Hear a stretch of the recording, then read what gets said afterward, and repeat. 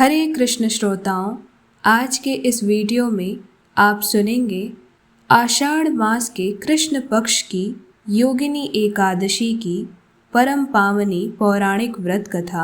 इस कथा को सुनने मात्र से सभी पापों का नाश होता है और परलोक में मुक्ति प्राप्त होती है। तो श्री हरि की कृपा प्राप्त करने एवं व्रत को सफल बनाने के लिए इस एकादशी व्रत कथा को अंत तक ध्यान मन से एकाग्रचित होकर अवश्य सुनिए। तो चलिए कथा को अब आरंभ करते हैं। पौराणिक कथा के अनुसार एक बार धर्मराज युधिष्ठिर ने भगवान श्री कृष्ण से कहा, हे त्रिलोकीनाथ, मैंने ज्येष्ठ माह के शुक्ल पक्ष की निर्जला एकादशी की कथा सुनी। अब आप कृपा करके आषाढ़ माह के कृष्ण पक्ष की एकादशी की कथा सुनाइए। इस एकादशी का नाम तथा महात्म्य क्या है वह भी कृपा पूर्वक बताइए और साथ ही अंत में यह भी वर्णन कीजिए कि इस एकादशी को करने से क्या फल प्राप्त होता है और इसके पीछे का रहस्य क्या है। तब महाराज युधिष्ठिर की यह प्रश्न सुनकर श्री कृष्ण भगवान बोले, हे पांडुपुत्र, आषाढ़ माह के कृष्ण पक्ष की एकादशी का नाम योगिनी है। इसके व्रत से सभी पाप नष्ट होते हैं। यह एकादशी व्रत इस लोक में भोग तथा परलोक में मुक्ति प्रदान करने वाला है। हे धर्मराज, यह योगिनी एकादशी तीनों लोकों में प्रसिद्ध है। इसके व्रत से मनुष्य के सभी पाप नष्ट हो जाते हैं। आज मैं तुम्हें पुराण में कही हुई एक पौराणिक कथा सुनाता हूँ। तुम इसे ध्यान पूर्वक एकाग्रचित होकर सुनो। कुबेर नाम का एक राजा अलकापुरी नाम की नगरी में राज्य करता था। वह शिव भक्त था। उनका हेममाली नामक एक यक्ष सेवक था जो पूजा के लिए फूल लाया करता था। हेममाली की विशालाक्षी नाम की अति सुंदर स्त्री थी। एक दिन वह मानसरोवर से पुष्प लेकर आया, किंतु कामासक्त होने के कारण पुष्पों को रखकर अपनी स्त्री के साथ रमण करने लगा। इस भोग विलास में दोपहर हो गई। हेममाली की राह देखते देखते जब राजा कुबेर को दोपहर हो गई तो उसने क्रोधपूर्वक अपने सेवकों को आज्ञा दी कि तुम लोग जाकर पता लगाओ कि हेममाली अभी तक पुष्प लेकर क्यों नहीं आया। जब सेवकों ने उसका पता लगा लिया तो राजा के पास जाकर बताया कि हे राजन, वह हेममाली अपनी स्त्री के साथ रमण कर रहा है। इस बात को सुन राजा कुबेर ने हेममाली को बुलाने की आज्ञा दी। डर से कांपता हुआ हेममाली राजा के सामने उपस्थित हुआ। उसे देखकर कुबेर को अत्यंत क्रोध आया और उसके होठ फड़फड़ाने लगे।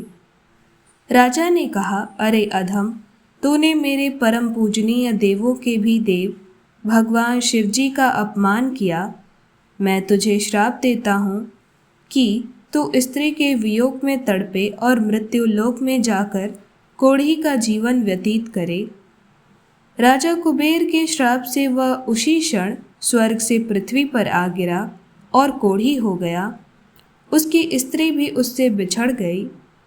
मृत्यु लोक में आकर उसने अनेक भयंकर कष्ट भोगे, किंतु शिवजी की कृपा से उसकी बुद्धि मलिन न हुई और उसे पूर्व जन्म की भी सुध रही। अनेक कष्टों को भोगता हुआ तथा अपने पूर्व जन्म के कुकर्मों को याद करता हुआ वह हिमालय पर्वत की तरफ चल पड़ा। चलते चलते वह मार्कंडेय ऋषि के आश्रम में जा पहुंचा। वह ऋषि अत्यंत वृद्ध और तपस्वी थे। वह दूसरे ब्रह्मा के समान प्रतीत हो रहे थे और उनका वह आश्रम ब्रह्मा की सभा के समान शोभा दे रहा था। ऋषि को देखकर हेममाली वहां गया और उन्हें प्रणाम करके उनके चरणों में गिर पड़ा। हेममाली को देखकर मार्कंडेय ऋषि ने कहा, तुमने कौन से निकृष्ट कर्म किए हैं जिससे तुम कोढ़ी हुए और इस प्रकार के भयानक कष्ट भोग रहे हो। ऋषि मार्कंडेय की बात सुनकर हेमाली बोला, हे मुनिश्रेष्ठ, मैं राजा कुबेर का अनुचर था। मेरा नाम हेमाली है। मैं प्रतिदिन मानसरोवर से फूल लाकर शिव जी की पूजा के समय कुबेर को दिया करता था। एक दिन पत्नी रमण के सुख में फंस जाने के कारण मुझे समय का ज्ञान नहीं रहा और दोपहर तक पुष्प न पहुंच सका। तब उन्होंने मुझे श्राप दिया कि तू अपनी स्त्री का वियोग और मृत्यु लोक में जाकर कोढ़ी बनकर दुख भोग। इस कारण ही मैं इतने घोर कष्ट भोग रहा हूँ और कोढ़ी हो गया हूँ और पृथ्वी पर आकर भयंकर प्रकार के दुख पीड़ाएं भोग रहा हूँ। अतः कृपा करके आप मुझे कोई ऐसा उपाय बताइए जिससे मेरी मुक्ति हो। तब मार्कंडेय ऋषि ने कहा, हेमाली, तुमने मेरे सम्मुख सत्य वचन कहे हैं, इसीलिए मैं तुम्हारे उद्धार के लिए एक पावन व्रत बताता हूँ। यदि तुम आषाढ़ माह के कृष्ण पक्ष की योगिनी नाम की एकादशी का विधि विधान से श्रद्धा पूर्वक निष्ठा पूर्वक व्रत करते हो तो तुम्हारे जो सभी पूर्व में भूलवश पाप हुए हैं वो सभी नष्ट हो जाएंगे और तुम श्राप से भी मुक्त हो जाओगे। और ये जो तुम्हारा कुष्ठ रोग है यह भी समाप्त हो जाएगा।